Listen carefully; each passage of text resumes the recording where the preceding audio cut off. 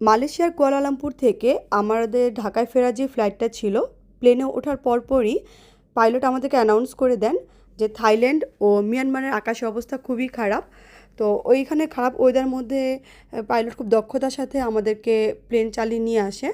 তো এইখানে যখনই একটু ওয়েদার ভালো হয় তখন আমাদেরকে খাবার দেওয়া হয়। আবার যখন থাইল্যান্ডে বা এরকম ওয়েদার খুব খারাপ হয়ে যায় তখন আবার সবাই চুপচাপ বসে থাকে। এখানে যে প্লেনটা যে কতটুকু খারাপ হবে আমাদের জানা ছিল না, অনেক খারাপ ছিল, থরথর করে কাঁপতেছিল। আমি তো মনে মনে দোয়া দুধ পড়তেছিলাম আর খুব ভয় পাচ্ছিলাম। আরিফকে বলতেছিলাম, আরিফ বলতেছে রিল্যাক্স থাকো, কারণ প্লেন ক্রাশ করলে আমাদের কিছু করার নাই, এখানে বাঁচার উপায় নাই। বাইরে গ্লাস দিয়ে দেখতেছিলাম একদম সাদা হয়ে গেছে, মেঘ একদম মেঘের ভিতর দিয়ে যাচ্ছি, কিছুই দেখা যাচ্ছে না। নর্মালি তো আকাশ দেখা যায়। এখানে সিট বেল্ট বেঁধে রাখার একটা ওয়ার্নিং ছিল। এরপর এখানে ছিল যে কেউ যেন হাঁটাচলা না করে, এখানে রেড একটা ওয়ার্নিং ছিল। ইভেন এখানে যারা পাইলটের সাথে এয়ার হোস্টেস ছিল তারাও সবাই সিট বেল্ট বেঁধে বসেছিল। ওই সিটের মধ্যে আমি খুব অবাক হয়েছিলাম, একজন পাইলট আসতেছেন যাত্রী হয়ে, উনি কম্বল গায়ে দিয়ে রিল্যাক্সভাবে ঘুমাচ্ছে।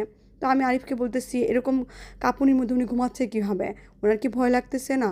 তো আরিফ বলতেছে উনি এটাতে অভ্যস্ত, উনি জানে প্লেন ক্রাশ করলে আমাদের কারো বেঁচে ফেরা সম্ভব না।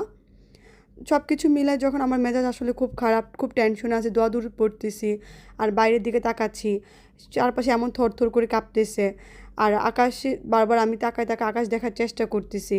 তখন বুঝতেছিলাম যে আসলে প্লেন ক্রাশ যখন করে সেই মুহূর্তে মানুষ কতটা অসহায় হয়ে থাকে। বাইরে মেঘগুলো ছাড়া কিছু দেখা যায় না। আমার মুড আসলে খুবই খারাপ। এই কফি খেতে খেতে একটা সময় আমরা ফাইনালি বাংলাদেশ সেফলি ল্যান্ড করি। এটা অনেক শুকরিয়া যে আল্লাহর কাছে যে আমরা ফাইনালি ল্যান্ড